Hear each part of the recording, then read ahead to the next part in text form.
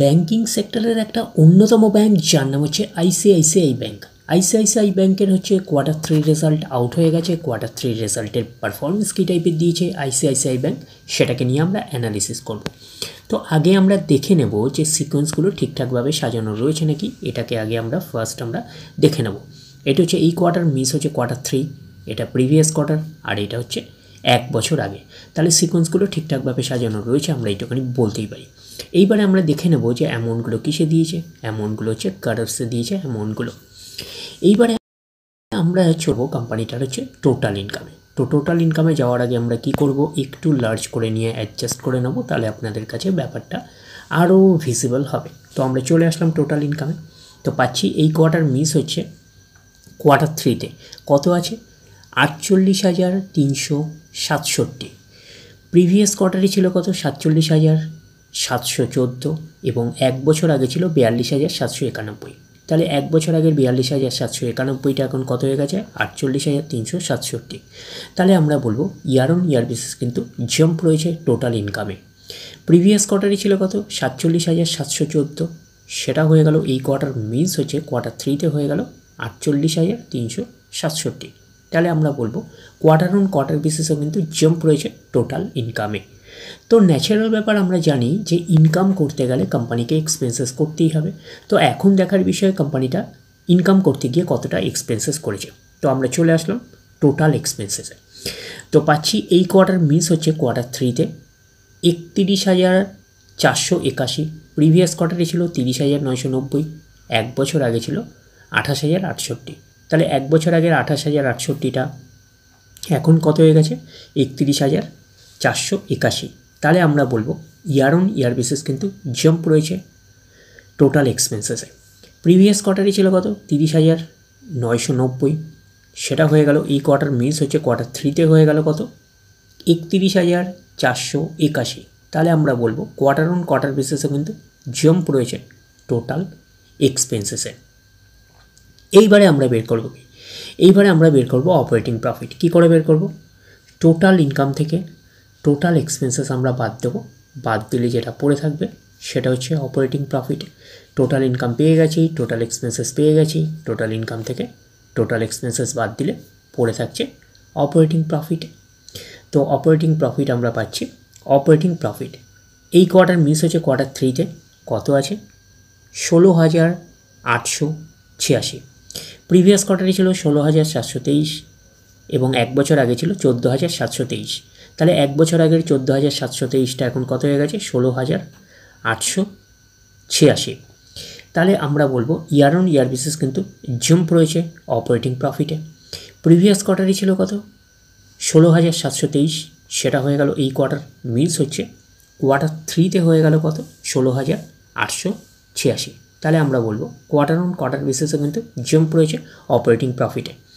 তো অপারেটিং প্রফিটটাই নিশ্চয়ই main profit নয়, তারপরে বিভিন্ন অ্যাডজাস্টমেন্ট থাকলে সেগুলো প্লাস মাইনাস হবে। গভর্নমেন্টকে ট্যাক্স পে করতে হবে, গভর্নমেন্টকে ট্যাক্স পে করার পরে কোম্পানির কাছে যেটা পড়ে থাকবে সেটা কোম্পানির ফাইনাল প্রফিট বা নেট প্রফিট হিসাবে আমরা কনসিডার করতেই পারি। তো পাচ্ছি net profit for the period, এটাই নেট প্রফিট, এটাকে আমরা ফাইনাল প্রফিট বলতে পারি। তো পাচ্ছি এই কোয়ার্টার মিস হচ্ছে কোয়ার্টার 3-তে কত আছে, 11,792।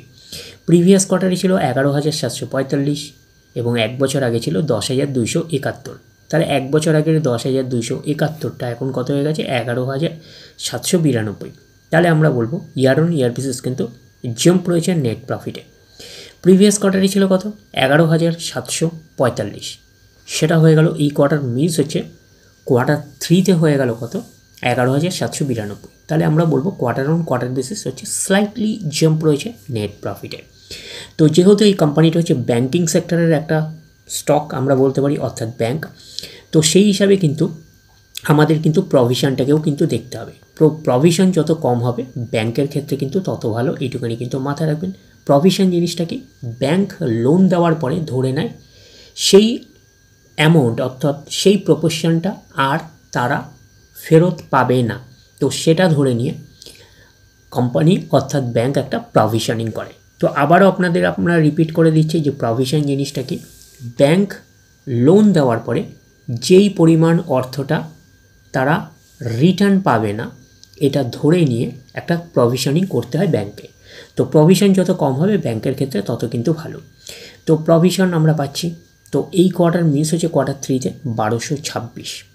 প্রিভিয়াস কোয়ার্টারে ছিল কত 1233 এবং 1 বছর আগে ছিল 1049। তাহলে 1 বছর আগের 1049টা এখন কত হয়ে গেছে 1226। তার মানে প্রভিশন বেড়েছে ইয়ার অন ইয়ার বেসিস। তাহলে সেই হিসাবে আমরা ভালো বলবো না, যেহেতু ইয়ার অন ইয়ার বেসিস কিন্তু বেড়েছে প্রভিশনটা।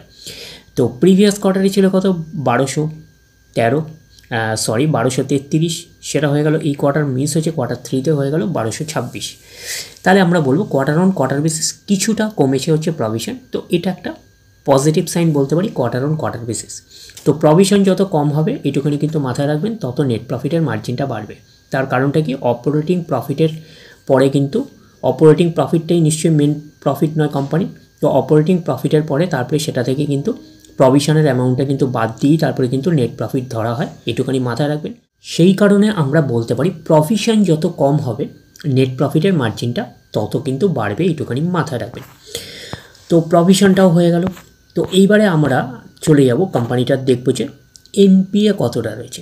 এনপিএ মিনস কি, নন পারফর্মিং অ্যাসেট। তো নন পারফর্মিং অ্যাসেটের পরিমাণ কীরকম রয়েছে সেটাকে এবার আমরা দেখব। যেহেতু ব্যাংকিং স্টক আমরা অ্যানালিসিস করছি, তো আমরা গ্রস এনপিএকেই বেশি গুরুত্ব দেব। তো আমরা পাচ্ছি কি, তো এনপিও যতটা কম হবে ততও কিন্তু ব্যাংকের ক্ষেত্রে ভালো, এটুকুনি মাথায় রাখবেন। অর্থাৎ ব্যাংক লোন দেওয়ার পরে যেই অর্থটা আর ফেরত পায় না, তো সেটাই হচ্ছে নন পারফর্মিং অ্যাসেট। তো এই কোয়ার্টার মিস হচ্ছে কোয়ার্টার 3-তে 27,745। প্রিভিয়াস কোয়ার্টারে ছিল 27,121 এবং 1 বছর আগে ছিল কত 28,774। তাহলে 1 বছর আগের 28,774টা এখন কত হয়ে গেছে 27,745। তো এনপিএ কমছে, এটা কোম্পানির ক্ষেত্রে একটা পজিটিভ সাইন। তার মানে ইয়ার অন ইয়ার বেসিস কিন্তু এনপিএটা কমছে। প্রিভিয়াস কোয়ার্টারে ছিল কত 27,121, সেটা হয়ে গেল। এই কোয়ার্টার মিস হচ্ছে কোয়ার্টার 3-তে হয়ে গেল 27,745। কোয়ার্টার অন কোয়ার্টার বেসিস কিন্তু এনপিএ বাড়ছে। তো এটা একটা কিন্তু নেগেটিভ সাইন আমরা বলতে পারি। তো আমরা বলতে পারি যে এনপিএর ক্ষেত্রে কিন্তু একটা মিক্স আপ পারফরমেন্স করেছে আমরা বলতে পারি, আর প্রভিশনের ক্ষেত্রেও কিন্তু একটা মিক্স আপ টাইপের পারফরমেন্স করেছে আমরা বলতে পারি। তো ওভারঅল ব্যাংকিং স্টক অ্যানালিসিস করতে 3টে প্যারামিটারকে আপনারা গুরুত্ব দেবেন। একটা হচ্ছে নেট প্রফিট, আরেকটা হচ্ছে প্রভিশন, আরেকটা হচ্ছে এনপিএ নন পারফর্মিং অ্যাসেট আমরাই বলতে পারি। আমরা যদি আগে নেট প্রফিটের দিকে যাই, তো নেট প্রফিটের হিসাবে কী পারফরমেন্স করেছে, year on year basis jump রয়েছে এবং কোয়ার্টার অন কোয়ার্টার বেসিস কিন্তু স্লাইটলি জাম্প রয়েছে আমরা বলতে পারি। তো নেট প্রফিটের দিকে ঠিকঠাক পারফরমেন্স রয়েছে আমরা এইটুখানি বলতে পারি। আর প্রভিশনের দিকে কী পেয়েছিলাম, তো প্রভিশনের দিকে আমরা পেয়েছিলাম, তো প্রভিশন যত কম হবে তত কিন্তু ব্যাংকের ক্ষেত্রে ভালো, এইটুখানি কিন্তু মাথায় রাখবেন। এবারে যদি আমরা কোম্পানিটার হচ্ছে প্রভিশনটা দেখি, তো প্রভিশনের অবস্থান কীরকম রয়েছে, তো প্রভিশন যত কম হবে তত ব্যাংকের ক্ষেত্রে ভালো।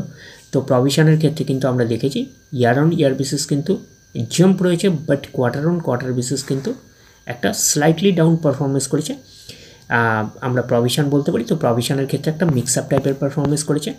আর এনপিএর ক্ষেত্রে কী রেখেছিলাম, এনপিএ মানে নন পারফর্মিং অ্যাসেট। তো নন পারফর্মিং অ্যাসেটের ক্ষেত্রেও কিন্তু আমরা পেয়েছিলাম একটা mix up performance. Year on year basis কিন্তু ডাউন পারফরমেন্স করেছে, but quarter on quarter basis কিন্তু জাম্প রয়েছে এনপিএর ক্ষেত্রে আমরা বলতে পারি। তো ওভারঅল আমরা বলতে পারি যে আইসিআইসিআই ব্যাংকের হচ্ছে কোয়ার্টার 3 রেজাল্ট আমরা এইটুকুনি বলতে পারি যে আউটস্ট্যান্ডিং না হলেও একটা ঠিকঠাক পারফরমেন্স করেছে বা একটা ওকে টাইপের পারফরমেন্স করেছে আমরা কিন্তু এইটুকুনি বলতেই পারি। তাহলে ওভারঅল ভিউটা আপনাদের কাছে ক্লিয়ার। তাহলে এই অবধি, নেক্সট ভিডিওতে আবার আপনাদের সাথে আমার দেখা হচ্ছে। ধন্যবাদ।